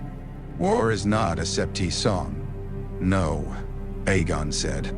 It is a debt, and yours is large. The Hound looked at the floor. Aegon addressed the hall. Let all hear this. The Iron Throne has been used as a chair for children, a shield for incest, a purse for debt, a prize for vengeance, and a mask for men who rule without answering. That ends. Tywin's voice dropped. Does it? Balerion shifted outside, stone cracking under one claw. Aegon did not look away from Tywin. Yes. The crowns lay on the floor of Harrenhal like offerings to a god no one trusted. Stannis' red gold band. Robb's bronze and iron circlet in Catelyn's hands, not yet surrendered but no longer worn. Balon's driftwood mockery. Joffrey's crown remained on his head because Cersei would rather have seen the hall burn than remove it, and because Tywin had not yet decided whether taking it off would save them or damn them. Aegon looked at them all and saw not crowns but fractures. He remembered another field, another age. Kings who called themselves ancient had knelt or burned. Torrhen Stark beneath a gray sky. Loren Lannister proud until fire taught him arithmetic. Mern Gardener reduced to ash with all his sons. Shara Aaron sending a crown through her boy and receiving mercy because Visenya had admired courage when it came without stupidity. The first conquest had been simpler in songs. In truth, it had been mud, screams, ravens, bargaining, hunger, bad maps, frightened horses, and lords who called defeat injustice until allowed to keep their castles. He had made one realm from 7, because 7 realms had meant 7 wars waiting for spring. Now the one realm had become a carcass, and every proud house had come to carve its name into the bone. Aegon walked to the black oak chair. For a moment, every person in the hall thought he would sit. Instead, he lifted the chair with both hands and hurled it aside. It struck the stone and broke. The sound cracked through the tower. I did not return to sit, he said. No one breathed. I did not return because my blood entitles me to your obedience. Blood is memory, not merit. I did not return because dragons make men good. Dragons make men afraid. Fear can build a road, but it cannot make anyone love the destination. I did not return to restore a dead age. Dead ages stink when opened. Now, his eyes moved over them. Joffrey burning with humiliation, Cersei stiff with protective fury, Tywin calculating, Stannis hollowed by rejection, Robb wounded but listening, Catelyn afraid to hope, Tyrion dangerously attentive, Varys unreadable, Margaery smiling less than before. I returned because the realm called louder than the grave. Melisandre whispered, "The Lord." Aegon's gaze silenced her. "The realm," he repeated. "Not gods. Not prophecies. Not songs. The realm of farmers who do not care whose stag or lion or wolf or dragon flies above them if the harvest burns. The realm of mothers hiding children from men wearing colors they cannot read. The realm of boys told to die for a crown that would not know their names. The realm of roads broken, fields salted, rivers choked, walls unmanned, laws sold, vows laughed at, and justice dressed in whichever cloak won yesterday. None. The hall had no answer. Aegon stepped into the center again. Every claimant before me has been rejected. Joffrey surged up. You cannot reject me. I already have. I am the king. Aegon's voice sharpened. You are a boy sitting on knives. I will have your head. No, Aegon said. You will have a choice. That quieted even Joffrey, though only from surprise. Aegon turned so all could hear. Here is my judgment. Joffrey Baratheon will leave King's Landing. He will surrender the Iron Throne, the Royal Seal, and the command of the Gold Cloaks. He will be held as royal ward until the truth of his birth is confessed before the faith and realm. Tommen and Myrcella will not be harmed. Children do not choose the beds that make them. None. Cersei's face changed. For one instant, all the queen vanished, leaving only a mother staring at a blade near her children. Aegon saw it. Keep them alive by ceasing to lie for them. Cersei whispered, You would take my son. I would prevent him from killing more sons. Joffrey screamed and drew his sword. Everything happened at once. The Hound cursed. Tywin shouted. Gold cloaks moved. Northern men reached for steel. Stannis stepped backward, not from fear but to make room. Joffrey lunged, not at Aegon, who was too far, but at the nearest figure his rage could reach. Tyrion. The blade came down clumsy and vicious. The Hound caught it on his own sword before it split Tyrion's skull. Joffrey stared at him in disbelief. Dog! Sandor shoved him backward. Hey, but not yours. Cersei screamed for the Kingsguard. Ser Meryn moved, then stopped because Balerion's head had entered the hall through the broken wall. There are silences made of fear, and silences made of awe. This was both. The dragon's skull filled the breach in the tower. Heat rolled ahead of him. His teeth were longer than swords. His eye fixed upon Joffrey with ancient, reptile contempt. Joffrey dropped his sword. The clang was small and pathetic. Aegon did not raise his voice. Remove his crown. No one moved. Then Tywin Lannister walked to his grandson. Cersei turned on him. No. Tywin ignored her. Joffrey shook his head, suddenly childlike. Grandfather. Tywin reached up and took the crown from his head. Joffrey looked as if he had been slapped by the world. Tywin held the crown a moment. Gold and jewels glittered in torchlight. Then he placed it on the floor with the others. Cersei made a broken sound. Tyrion watched his father and understood that House Lannister had just survived because Tywin had amputated its king. Aegon nodded once. House Lannister will withdraw its armies from the Riverlands. Hostages will be exchanged. Reparations will be assessed. Tywin's eyes flashed. Assessed by whom? By those who still have fields to assess. That is not governance. That is revenge. No. Revenge is what your men did already. This will be accounting. Tyrion almost smiled. Aegon turned to Stannis. Stannis Baratheon will hold Storm's End as Lord of the Stormlands if he bends the knee and renounces the Iron Throne. If he refuses, Storm's End passes to another of Robert's blood or to a council of Storm Lords until lawful succession is established. Stannis stared at him. You offer me my brother's seat as consolation. I offer you duty without delusion. I need no charity. No, you need purpose. Men like you rot without it. Davos looked at Stannis with pleading in his eyes. Stannis said nothing. Aegon turned to Robb. Robb Stark will withdraw north of the Neck after peace is secured in the Riverlands. He will remain Lord of Winterfell and Warden of the North. The North will receive protections written in royal law. No southern lord shall command northern levies beyond the Neck without consent of Winterfell.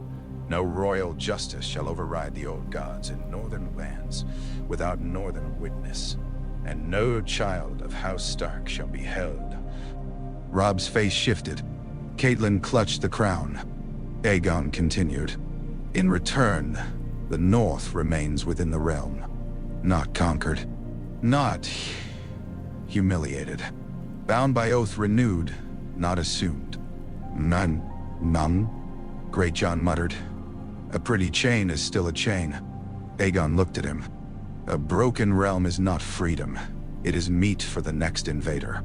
Robb asked, "And my sisters?" Aegon's expression darkened. Returned. The word was simple. It struck harder than promises. Caitlyn's breath caught. Robb said, "If they are harmed, then those who harmed them answer to me as well as you." For the first time all night, Robb Stark looked less like a king defending a crown, and more like a brother offered a road home. Aegon faced the empty driftwood crown. Balon Greyjoy will bend the knee or be removed. The Iron Islands will keep their customs so long as those customs do not include raiding the king's peace. Theon Greyjoy, if alive and willing, will be summoned to answer for Winterfell and for his father's rebellion. Judgment will distinguish between crime and useful. At the name Winterfell, Robb's jaw tightened. Aegon did not soften. Justice does not vanish because a man was lonely. Robb looked away. Then Aegon faced the hall entire. The Iron Throne will be removed from the Red Keep. The reaction was greater than when he rejected Joffrey. Men shouted. Septons gasped. Cersei stared as if he had proposed tearing down the sun. Tywin's composure cracked outright. "That is impossible," he said. "No," Aegon replied. "It is iron. It is the symbol of royal power. It is the symbol of royal sickness. A chair made of surrendered swords teaches every king who sits at that rule means enemies beneath him. No more." Stannis spoke at last. "What replaces it? A council to repair what war has broken.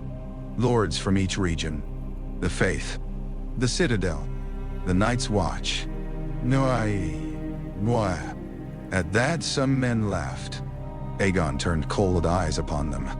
"You laugh at the wall while winter walks toward it." The laughter died. Taxes will be counted. Grain protected. Roads reopened. Hostages exchanged. False coin punished. Armies reduced.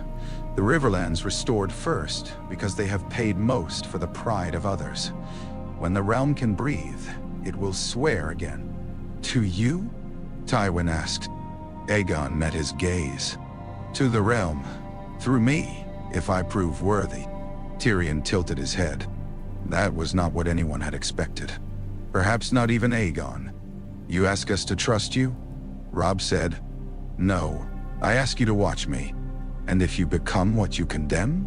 Stannis asked. Aegon looked toward Balerion. The dragon's great eye glowed in the breach. "Then kill me," he said. The hall believed him. That was the most frightening thing of all. King's Landing did not fall. That was what the singers would argue over later. Some said it surrendered. Some said it was conquered without battle. Some said the city, being wiser than its rulers, simply opened its gates to the largest dragon and pretended it had meant to do so all along. The truth was messier. For 3 days after Harrenhal, ravens tore the sky apart. Lords sent riders. Spies changed masters.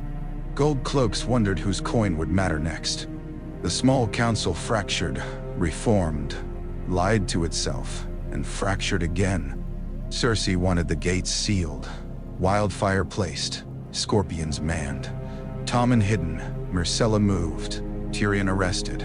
The Tyrells watched, the servants questioned, the ravens killed, and Joffrey restored his crown before anyone grew used to seeing him without it. Tywin allowed none of it. That restraint cost him more than any battle. He returned to the capital ahead of Aegon and did what he had always done best, counted what could be saved. The answer was not Joffrey. Perhaps it had never been Joffrey. The answer was the family name, Casterly Rock, Jaime if he could be recovered, Tommen if softened, Myrcella if protected, the Western armies if intact, the treasury if not emptied by panic, and dignity if there was any left to purchase. On the 4th day, bells rang though no one had ordered them. A black shape appeared above the bay. Men forgot to breathe. Balerion crossed the city at sunset, and every roof in King's Landing became a place of prayer. He flew low enough that chimney smoke broke against his belly. His wings drove laundry from lines, tiles from roofs, pigeons from towers, and courage from men who had boasted too loudly in taverns the night before. Children screamed and laughed. Women pulled them close. Men fell to their knees. Others cursed the knees for bending. Aegon sat upon the dragon's back without ornament. No crown. No jewels. No bright cloak streaming like a tourney banner. Only black armor, pale hair, and the stillness of a man who had done this before, when the city was not yet there to tremble. He landed not in the dragon pit, which lay ruined, nor in the yard of the Red Keep, which was too small for memory. Balerion came down upon the hill below the castle, claws sinking into earth, tail curling around broken stone. The dragon folded his wings, and half the city exhaled. The gates opened. No army stormed through. Aegon entered with 100 men, Dragonstone guards, a handful of Stormlanders who had chosen duty over Stannis' pride, northern witnesses sent by Robb, riverlords hollow-eyed with hope and suspicion, 2 maesters, 3 septons, Davos Seaworth, Tyrion Lannister, and Sandor Clegane, because no one had told him where else to go. Stannis came later and separately, crownless but unbent. Robb remained outside the city with his host, refusing to enter until his sisters were in his arms. Aegon did not object. "Trust grows poorly in shadow," he said. "Let him wait in daylight." Sansa Stark was returned first. She came from Maegor's holdfast in a gown too fine for a prisoner and eyes too old for a girl. Cersei had kept her close until Tywin commanded release. Even then, the queen had kissed Sansa's cheek with a tenderness that was half apology and half threat. Sansa walked through the Red Keep yard expecting some new cruelty until she saw the northern riders beyond the gate.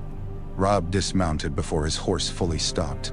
For one moment, there were no kings, no claimants, no dragons, no judgments. Only a brother crossing stone and a sister breaking into a run. Sansa hit him with such force he staggered. He held her as if the city might try to take her back by strength. Catelyn arrived half a day later. She did not speak when she saw her daughter. She only cupped Sansa's face, kissed her brow, and wept with the terrible silence of a mother who had learned joy could be as painful as grief when delayed too long. Arya was not found. That absence sat among them like a blade left in meat. Aegon promised men, coin, and ravens. Robb looked as if he wanted to hate the promise because he needed something to strike. Instead, he nodded. The Iron Throne came down on the 7th day. No one believed it until the smiths entered with chains, hammers, wedges, and fear. The throne had killed men merely by being sat upon. It had cut kings, infected hands, torn cloaks, and loomed behind every command like proof that rule was meant to hurt. The first smith refused to touch it. The second vomited. The third was an old woman from Flea Bottom, whose sons had died on opposite sides of the Blackwater. She spat on her palms, lifted her hammer, and struck the first blow. The sound rang through the throne room. Aegon watched from below the steps. Joffrey was not there. He had been moved to guarded chambers after biting a servant hard enough to draw blood. Cersei remained with Tommen and Myrcella, refusing food from any hand she had not watched prepare it. Tywin stood beside a pillar, face unreadable, as the symbol his house had nearly mastered was pulled apart blade by blade. Tyrion stood at Aegon's side. "You know," he said, "some of those swords are historically significant. So are plague pits." "A fair point." Aegon glanced down at him. "You have a clever mouth. I've been told it compensates for my legs. It hides your wounds poorly." Tyrion's smile thinned. "Most men prefer the hiding. I am not most men." "No," Tyrion said, watching another sword wrench free. "That has become difficult to miss." Across the hall, Stannis watched too. He had not bent the knee. Not yet. He had also not left. Davos stood with him, patient as tidewater. Melisandre had vanished from court after declaring that fire would reveal truth in its own time. Aegon had replied that it should do so outside the city. Robb entered only once the throne was half dismantled. He brought Sansa with him. Catelyn followed. Northern guards lined the walls uneasily beneath lion tapestries, not yet removed. When Robb saw the throne broken open, something in his face shifted. Not satisfaction. Not exactly. The Iron Throne had killed his father as surely as Ilan Payne's sword. Seeing it reduced to metal did not bring Ned back, but it made the room less hungry. Aegon approached him. "Your sister is safe." "One sister. One found," Aegon said. "Not one forgotten." Robb held his gaze, then nodded. The old bronze and iron crown was not on his head. Catelyn carried it still, wrapped in gray cloth. The fact that he had not worn it into the throne room spoke louder than any oath. "What now?" Robb asked. "Now the realm works."